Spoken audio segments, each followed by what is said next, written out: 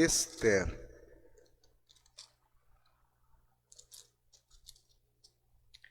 Capítulo 6, versículos 6 ao 12.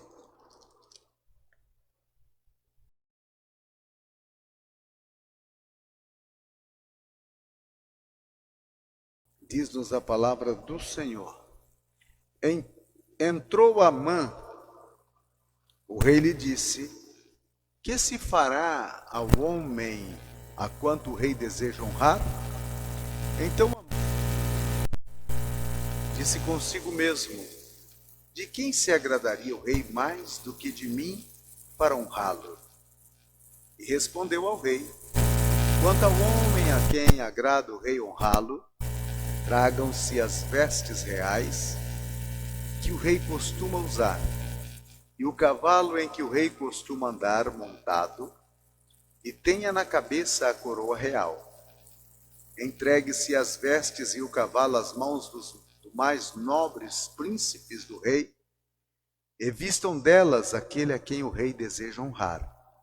Levem-no o cavalo pela praça da cidade, e diante dele apreguem: assim se faz ao homem a quem o rei deseja honrar. Então disse o rei a Amã: apressa-te, toma as vestes e o cavalo, como dissestes, e fazes assim para com o judeu Mordecai, que está sentado à porta do rei, e não omitas coisa nenhuma de tudo quanto dissestes. Amã tomou as vestes e o cavalo, vestiu a Mordecai e o levou a cavalo pela praça da cidade e apregoou diante dele. Assim se faz ao homem a quem o rei deseja honrar. Depois disso, Mordecai voltou para a porta do rei. Porém, Amã se retirou correndo para casa, angustiado e de cabeça coberta. Podeis sentar, meus irmãos. Hoje nós vamos, irmãos, meditar na palavra de Deus sobre a anatomia de uma queda. A anatomia, ela é uma ciência que estuda para dissecar o corpo humano. Por exemplo, ela estuda os órgãos internos, as minuciosidades do corpo humano, também dos corpos dos animais e dos vegetais. Eu empreguei anatomia a este assunto nosso, porque nós vamos ver a minuciosidade de uma queda, de alguém que caiu. O livro de Ester é aqueles livros da Bíblia onde a gente começa a sua leitura e enquanto não termina você não para. É aquele livro que te prende do início até o fim.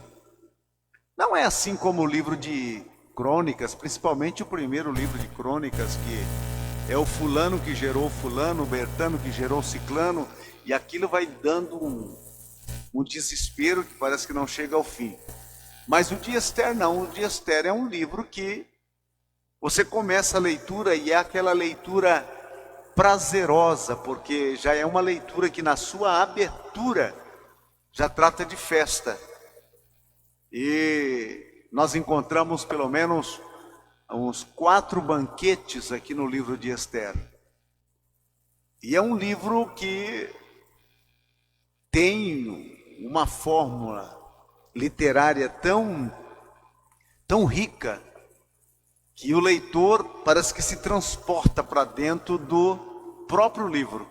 E de repente você parece que está fazendo parte daquela história que está sendo narrada pelo escritor do livro de Ester.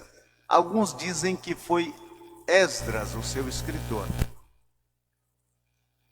Porém, ainda permanece no anonimato. Este livro é o único livro da Bíblia que nós não encontramos o nome de Deus nele. Porém, a mão de Deus está presente, o dedo dele também.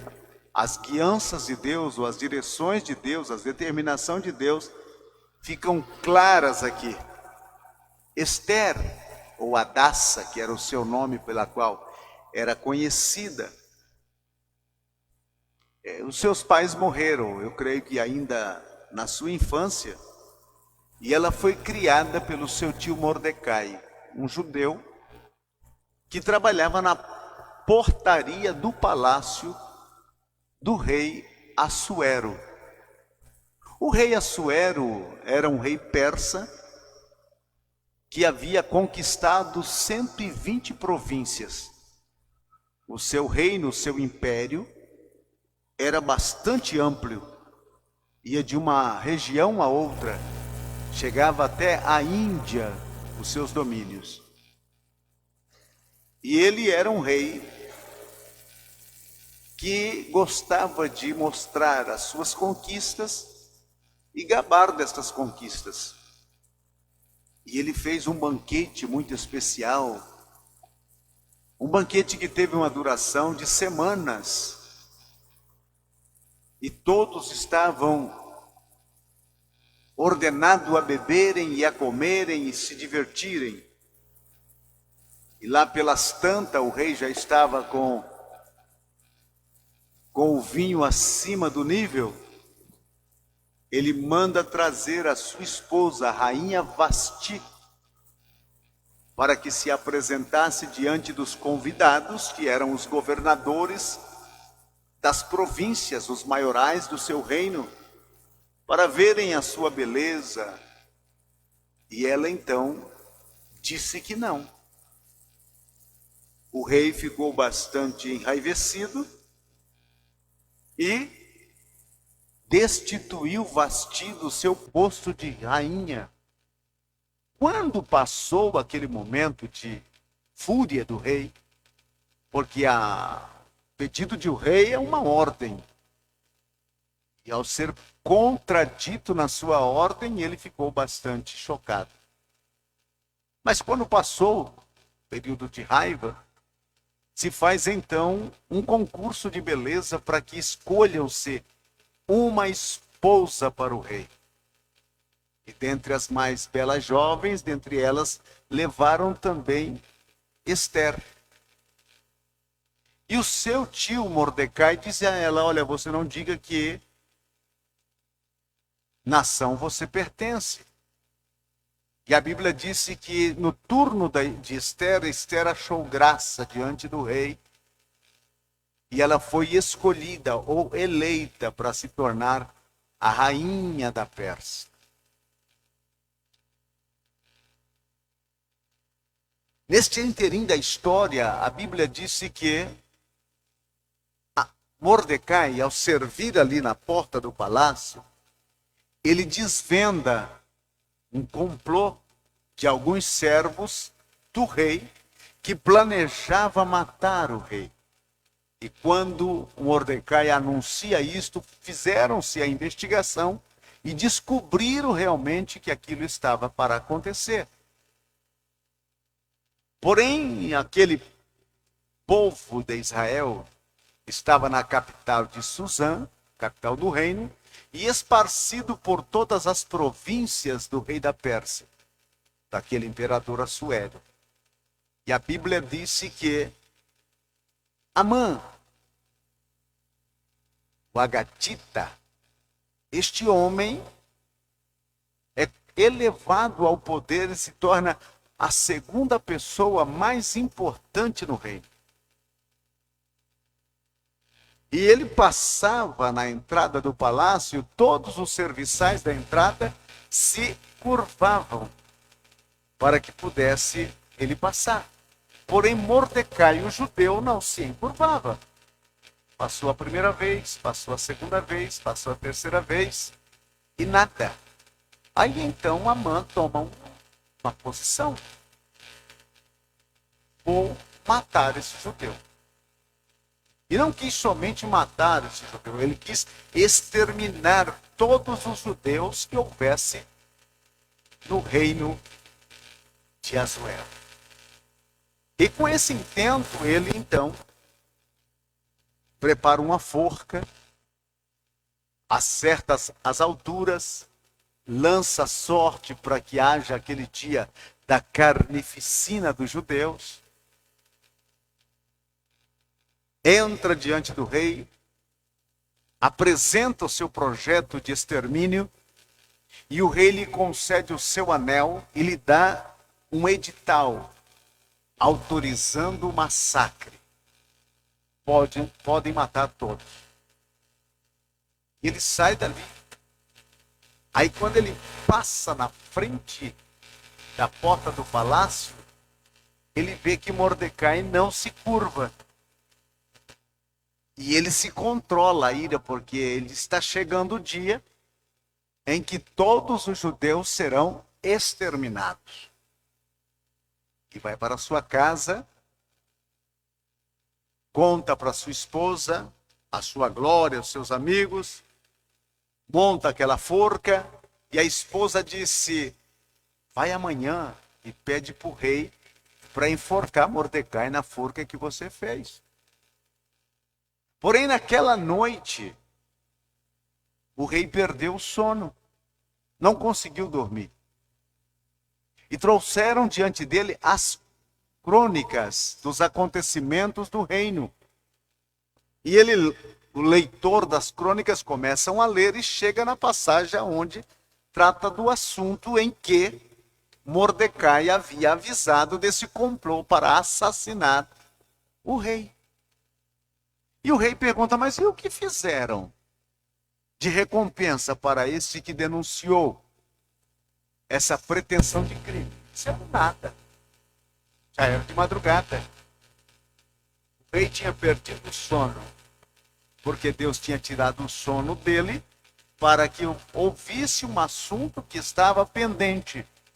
Amã tinha perdido o sono, esperando chegar o arraiar do dia para pedir a cabeça de Mordecai. E então no outro dia, já antes do sol nascer, já chega Amã no palácio. E o leitor está concluindo a leitura e explicando o que aconteceu.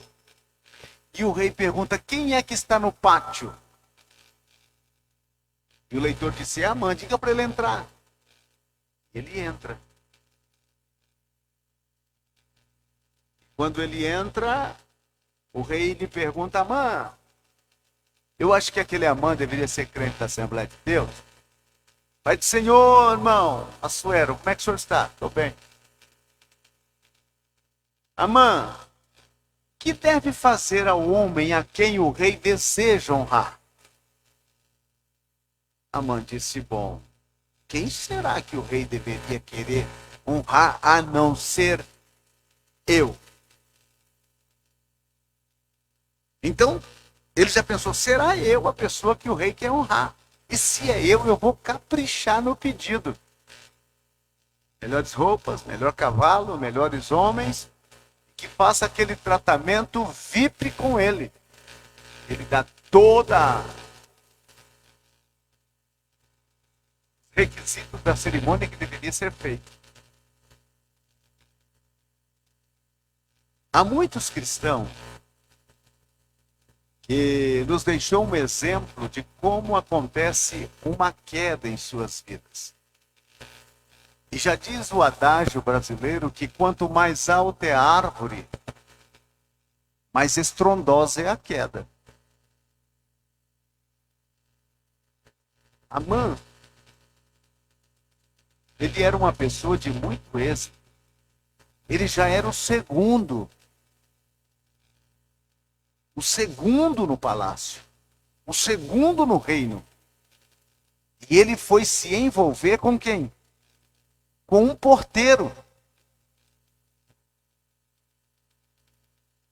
O camarada era o vice-presidente de todo o império e foi perder tempo com um porteiro.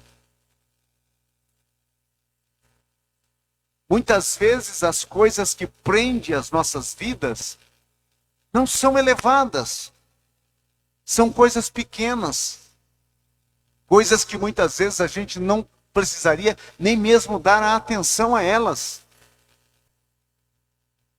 Mas muitas vezes essas coisas pequenas derrubam um homem grande. Derrubam um grande.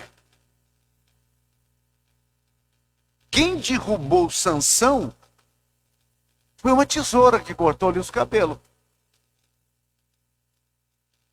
Quantas vezes as pessoas que têm uma vida de êxito proeminente, que têm uma promessa de um futuro esplêndido, se deixa levar por coisas pequenas e insignificantes. No contexto do êxito de Amã, Mordecai não existia. Foi Amã que trouxe Mordecai para dentro da sua história. Foi algo pequeno que Amã foi pegar e trazer para dentro da sua história. Muitas vezes nós pegamos coisas insignificantes, pequenas, e trazemos para dentro da nossa história. E essas coisas pequenas são elas, muitas vezes, o laço para nos derrubar. São elas as coisas pequenas que nos fazem tropeçar, que impede a nossa caminhada, que faz com que a gente retroceda. E aconteceu isso com este Amã, que era um homem exitoso. Todas as vezes que você tiver a oportunidade de ter êxito na vida, mire sempre em algo que vale a pena viver e perseguir. Mas não se deixe enroscar, se enredar com coisas pequenas e insignificantes. É por isso que o escritor aos Hebreus, no capítulo 12, ele diz, desembaraçando de todo o embaraço, coisas pequenas que queira aprender no nosso passado, que queira aprender no passado, e também eliminar os nossos passos em direção às coisas maiores. Amã era um homem grande, mas que não tinha condições alguma de permanecer ou no qual havia sido proposto. Notamos a sua queda. Aquele homem, Amã, era o segundo do reino, pertencia ao círculo íntimo do rei, possuía riquezas. Os habitantes do reino da Pérsia ajoelhavam diante dele e homenageavam ele quando passava. Ele era brilhante, porém ele teve uma queda trágica. Como foi isso? Como que alguém... Isso a história está repleta aí, de pessoas que estão lá no pico e que lá despenca. A queda começou na mente e no coração de Amã. Foi lá que começou a sua queda. Todas as quedas na vida, seja ela na vida social, na vida espiritual, na vida financeira, ou qual, começa na mente e no coração. Era aí o gerador do princípio das coisas que leva a pessoa a cair. É por isso que a Bíblia disse, de tudo que se deve guardar, guarda o teu coração. Porque dele procede o caminho da vida. E a Bíblia disse, enganoso é o coração. Quem o conhecerá? Então a queda, ela não começa lá fora, ela começa dentro de cada um de nós. Dentro de cada um de nós. A maioria das quedas tem esta origem. Origem lá dentro do coração. Olha o versículo 6, o que disse. Entrou Amã, o rei lhe disse, que se fará ao homem a quem o rei deseja honrar? Então Amã disse consigo mesmo, olha ele falando para ele, de quem se agradaria o rei mais do que de mim para honrá-lo? Ele já começa a dizer para ele mesmo. É um perigo quando a gente achar que somos a última Coca-Cola do deserto, o último biscoito do pacote.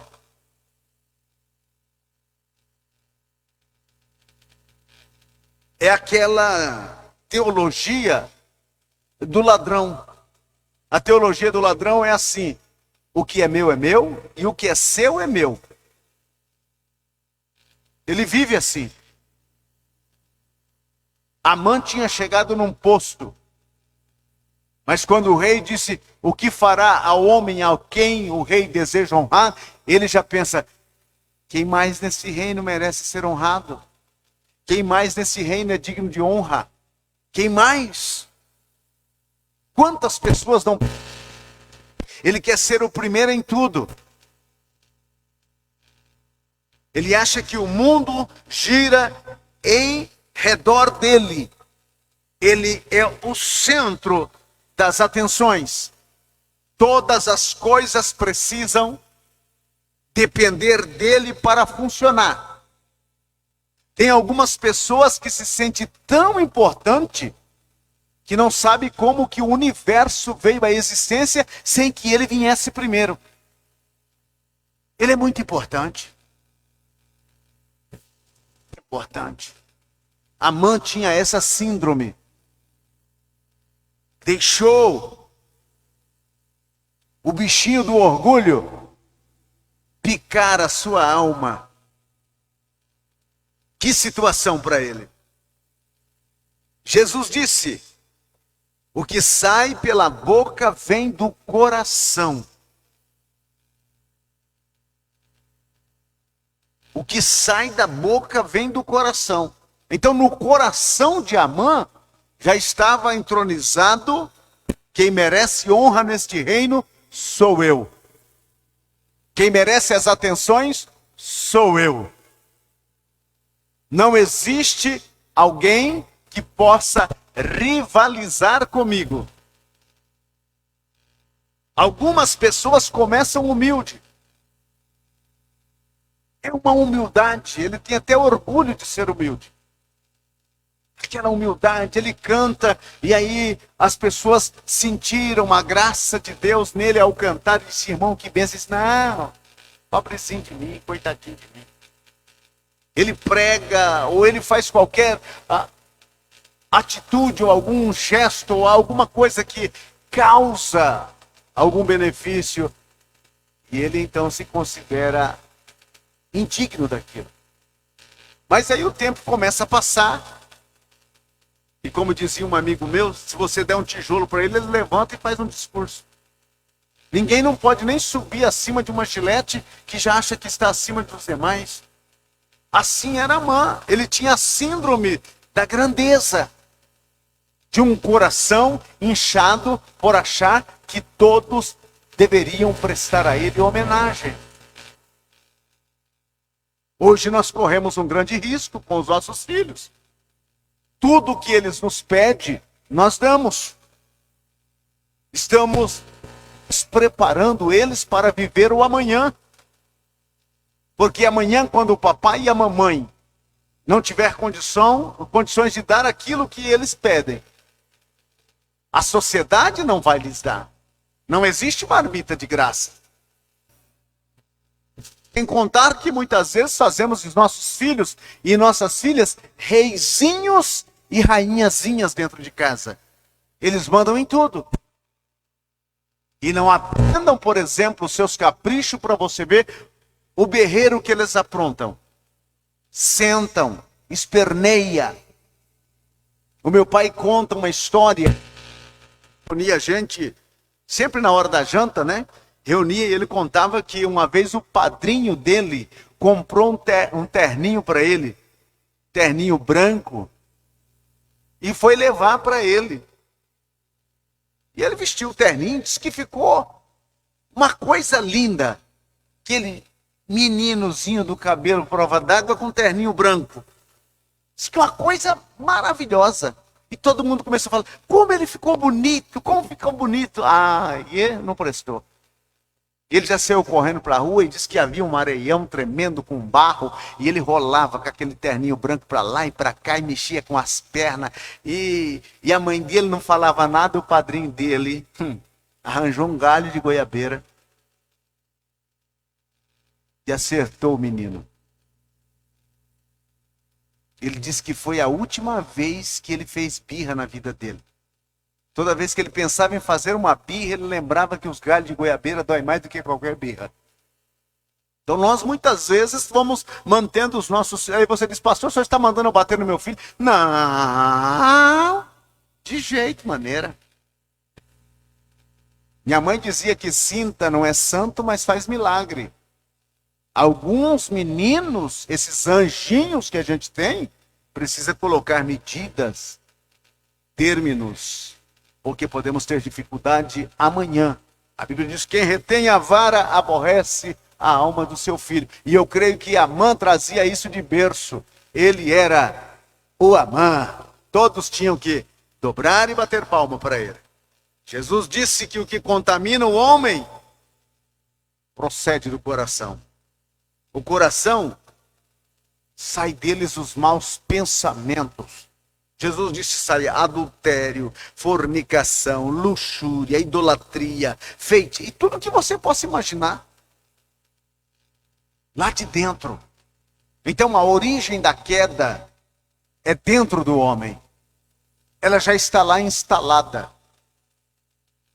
É mais ou menos aqueles programas espiões que ficam no computador.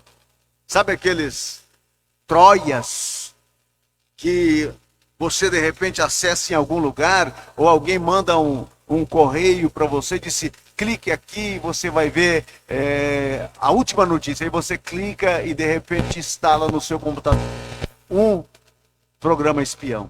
E aí ele rouba a sua senha, ele está lá. Tudo que você acessa, ele consegue capturar. O coração é assim. Irmãos, o coração do homem é um lugar terrível. Eu sei que nós penteamos o cabelo, vestimos uma roupinha e ficamos bonitos por fora. Mas lá dentro, se de repente começar a se passar aqui, ó, tudo aquilo que passa no meu coração, você vai dizer, esse é o pastor da igreja. Esta é a realidade. Agora, o que Jesus diz a mim e a você é que tudo aquilo que está lá dentro do coração, nós não podemos dar cordas, não podemos colocar para fora, mas fazer com que morra afogado esses sentimentos, esses pensamentos e tudo aquilo que venha nos causar algemas e sofrimento. O orgulho. Tem pobre que ele come ovo e arrota peru, de tão orgulhoso que ele é. Porque as pessoas pensam que virtude é uma situação social, e não é. Não é pelo fato de que o seu sapato está rasgado, sua meia está rasgado, a sua roupa está rasgada, que significa que você é humilde. A humildade é uma virtude. Pobreza é um trato social, são coisas diferentes. Aí ele mora num bairro humilde. Não tem nada a ver uma coisa com a outra. O orgulho é algo terrível, incutido no coração de muitas pessoas. Em seguida vem os atos, né? Olha o versículo 7 e o 9. E respondeu ao rei, quanto ao homem a quem agrada o rei honrá-lo, traga-se as vestes reais. Olha por onde ele começa. Por que ele pediu as vestes reais?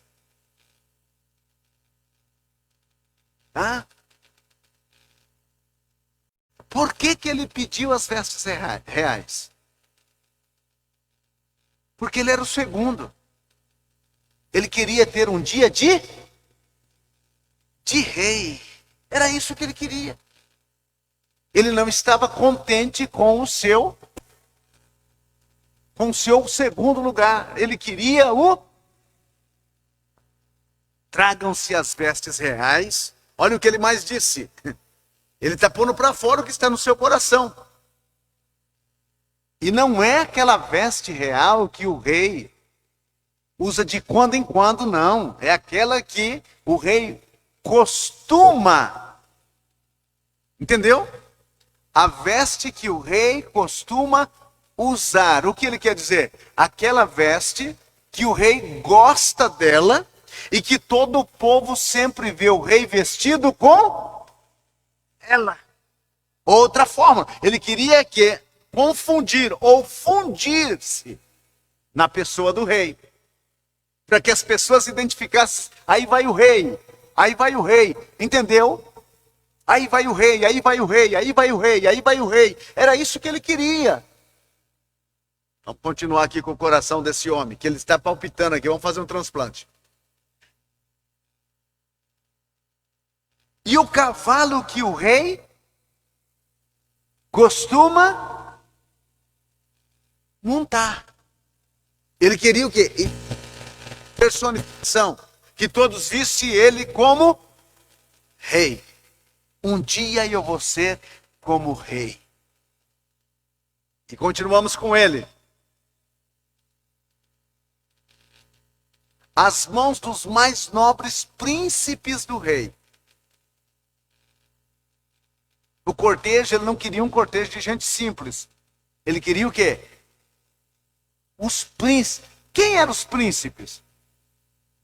Os filhos do rei.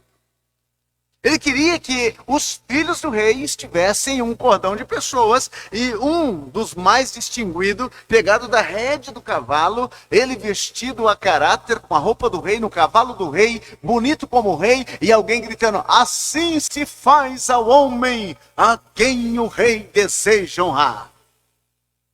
Isso estava no coração dele. Nasceu naquela hora?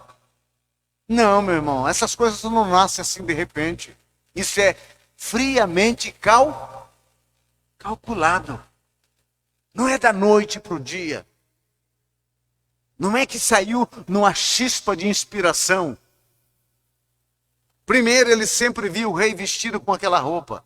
Segundo, ele sempre via o rei cavalgando naquele cavalo. Terceiro, ele sempre via os príncipes acompanhando o cortejo real e um proclamador proclamando: aí vai o rei, aí vai o rei, aí vai o rei.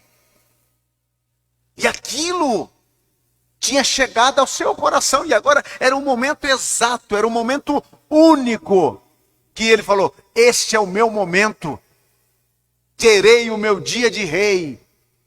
Hoje é o dia que está marcado.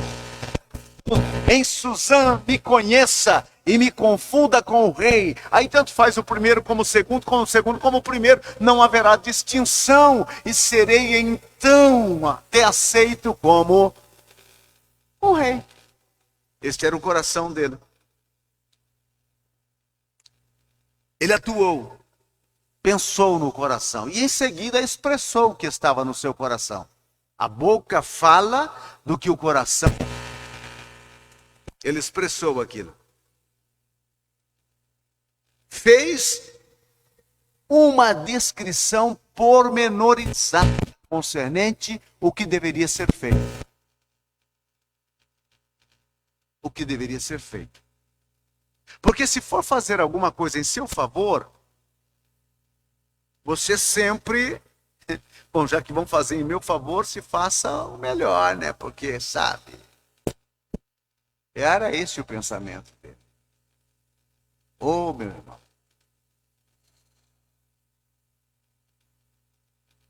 Este plano tomou conta da sua vida e também foi a sua ruína.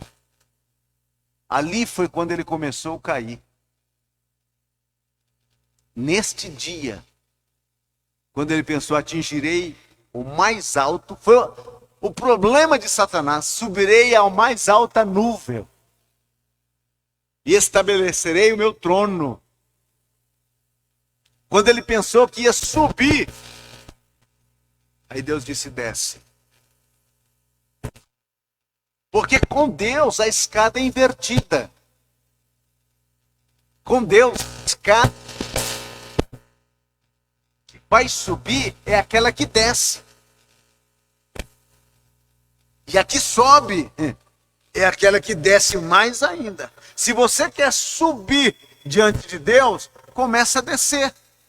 Porque a Bíblia diz que Deus aplasta os soberbos, mas dá graça aos humildes.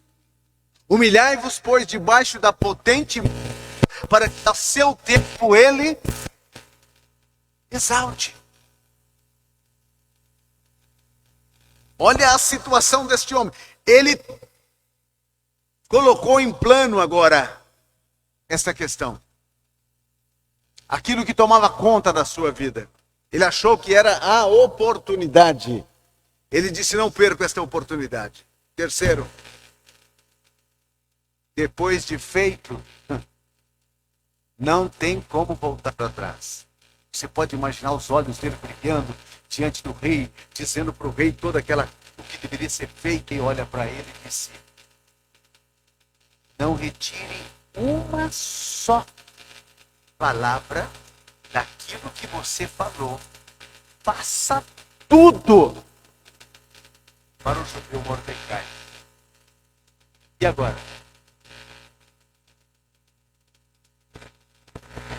Ele pensou que era para ele. E o rei disse, é para aquela pessoa com quem você tem inimizade. Ele não sabia, ele pensou que era para ele.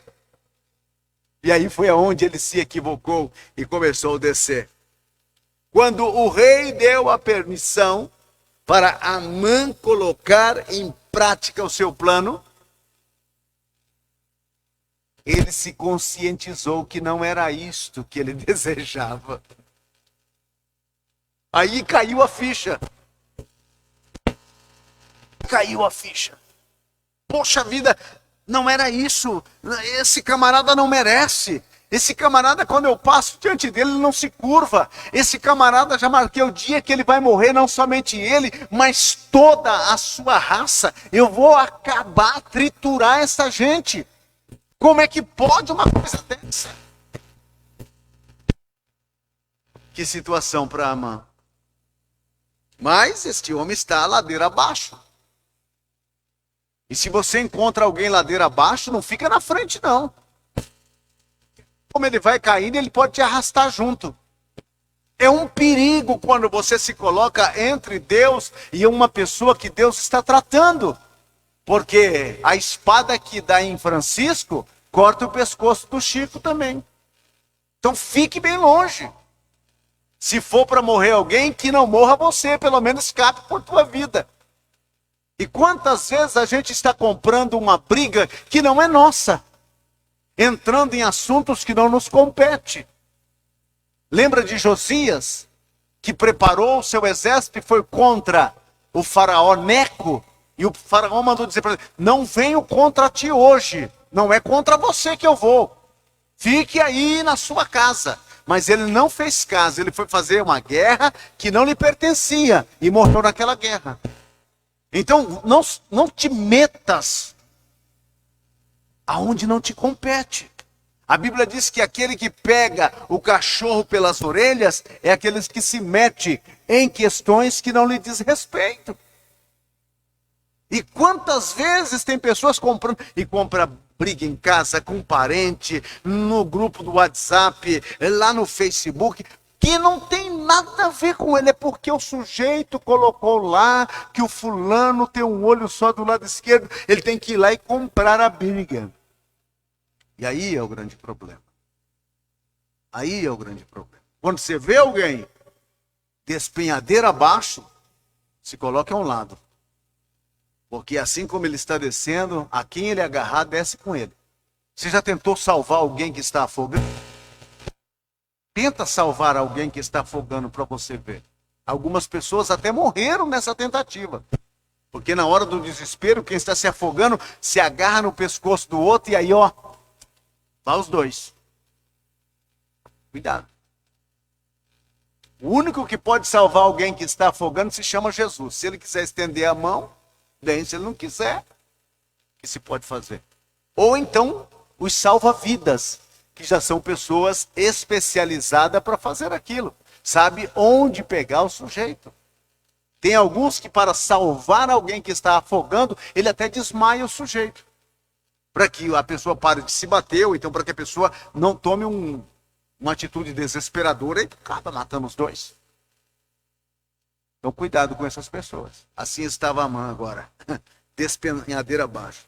Quando o rei deu a ordem para fazer tudo o que ele disse a Mardoqueu, ele se deu conta que não era isso que ele queria. Ele disse, poxa vida. Pegou, trouxe Mardoqueu, e era ele que tinha que vestir Mardoqueu. Agora você pode imaginar o Mardoqueu? O Mardoqueu não mudou em nada. Ainda que vestiu ele com aquelas roupas, que colocou ele montado no cavalo do rei, que colocou os príncipes e Amã puxando pela corda e gritando, assim se faz ao homem que o rei deseja honrar. Não mudou nada em Mardoqueu aquilo. Absolutamente nada. Quando terminou tudo aquilo, Amã, envergonhado, fugiu para sua casa. E Mardoqueu, para onde foi? Voltou para o seu posto de trabalho. Lá na porta do rei. Vestiu as mesmas roupas de atendente na porta, né? De diácono ali na porta. E voltou para o mesmo lugar. Estava ali do mesmo jeito, fazendo o mesmo serviço. Não mudou em nada. Já Amã, que diferença. Envergonhado ele vai para casa. Ele cobre até a cabeça de vergonha. Aí você diz, pastor, é fácil Mardoqueu voltar para a porta do palácio, porque foi ele o honrado. Não, ele poderia, se ele tivesse problema de coração, como tinha Amã, ele poderia dizer, não, a partir de hoje, vocês viram que eu vesti roupa do rei, andei no cavalo do rei, esse posto aqui na porta para mim não serve mais não. Hein? Aqui já não é mais o meu lugar, não. Arranja outro, põe no meu lugar. Eu agora vou estar aqui por dentro do palácio, vou ver se eu consigo alguma coisa aqui por dentro. Já ganhei um favor do rei. E assim por diante. Este Amã, ele já não podia mudar o plano. Ele teve que cumprir. Cumprir tudo à risca. Finalmente, as consequências são inevitáveis. Não planeje o mal para ninguém. Aliás, não tenha ódio de ninguém. Não. O seu coração foi lavado pelo sangue de Cristo. Jesus disse que o seu reino é amai os vossos inimigos. Orai por aqueles que vos perseguem. Bendizei aqueles que vos maldizem. O nosso inimigo não é de carne e osso. Somos todos servos do mesmo Deus. Andamos todos na mesma direção. E os céus é o alvo de todos nós.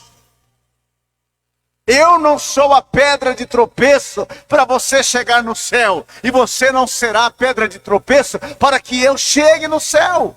Não, meu irmão, estamos todos correndo em a mesma direção. Eu não estou fazendo o trabalho de Satanás para prejudicar você. Eu estou fazendo o trabalho de Deus para ajudar você, para que junto a gente chegue no mesmo lugar.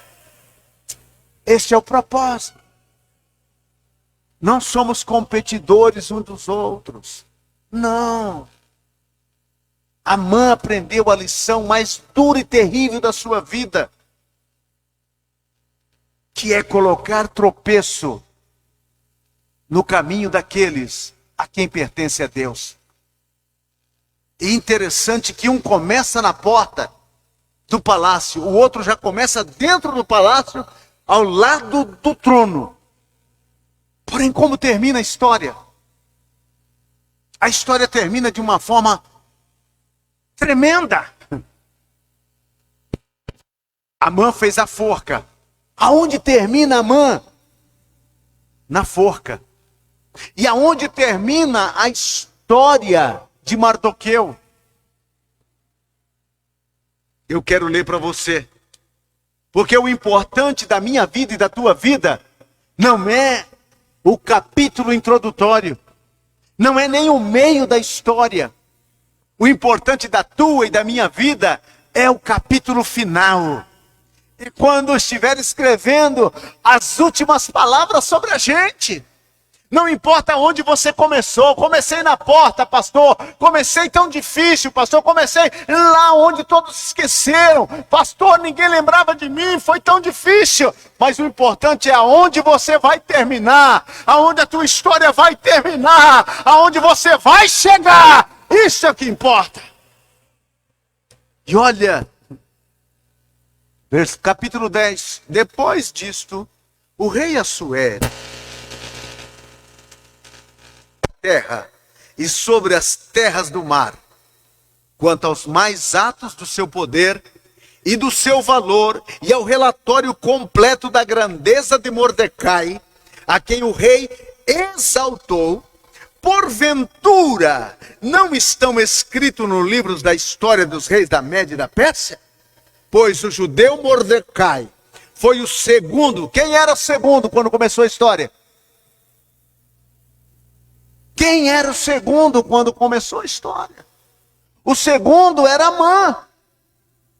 Mas quem é o segundo quando está terminando a história? Mordecai foi o segundo depois do rei Assuero. E grande para com os judeus, e estimado pela multidão de seus irmãos, tendo procurado o bem-estar do seu povo e trabalhado pela prosperidade de todo o povo da sua raça. Quer um final de vida como este? Algo extraordinário assim? E se tivesse aqui escrito do Amã? Do Amã então foi triste, porque não só Amã ganhou a forca que ele tinha feito para Mordecai. Mordecai ganhou a casa de Amã, a riqueza de Amã, tudo que Amã tinha. Ele fez alguma coisa para merecer isto? Não.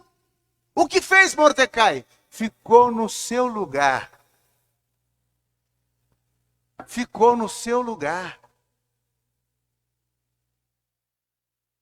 A única diferença é que Mordecai tinha um Deus. E Deus não é injusto. Ele ficou no seu lugar, mas os olhos de Deus estavam sobre ele. E Deus usou ele como instrumento. Imagine-se se ele tivesse revidado a Mordecai. Se ele tivesse revidado a Amã. Se Mordecai tivesse revidado a Amã. Nós não tínhamos o final dele aqui. Porque Deus não trabalha com quem revida. Jesus disse, se alguém te der de um lado no rosto, vire o rosto do outro lado e manda ele dar. Deus não trabalha com quem vinga, com vingança. Deus não trabalha com alguém que não ama. Deus não trabalha com exaltado e orgulhoso. Deus trabalha com pessoas que se deixam moldar, que se deixam trabalhar, que sabe realmente que Deus é dono de sua vida.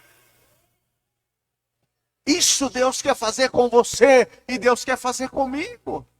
Vai depender de mim e de você. Deus ainda não escreveu o último capítulo da nossa história. Está em aberto. Está em aberto.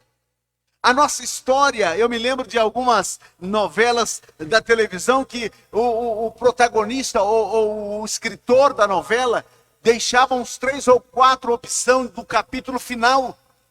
E mandava para que as pessoas votassem, então as pessoas escolhiam mais ou menos. E ele então, dentro daquela escolha, ele colocava aquele capítulo final. Você vai escolher como vai ser o capítulo final da sua vida. É você. Você quem escolhe. E você diz, mas será que Deus não pode entrar? Deus vai entrar. Mas desde que você se mantenha na sua posição. Enquanto eu me mantiver na minha posição, Deus diz, está aí alguém que pode escrever um final feliz. Mas desde o momento que eu achar que as coisas podem mudar. Que Deus nos ajude e que permanecemos firmes. Mordecai voltou, eu gosto disso, Mordecai voltou para a porta, para o seu posto de trabalho. Não mudou em nada. Absolutamente nada.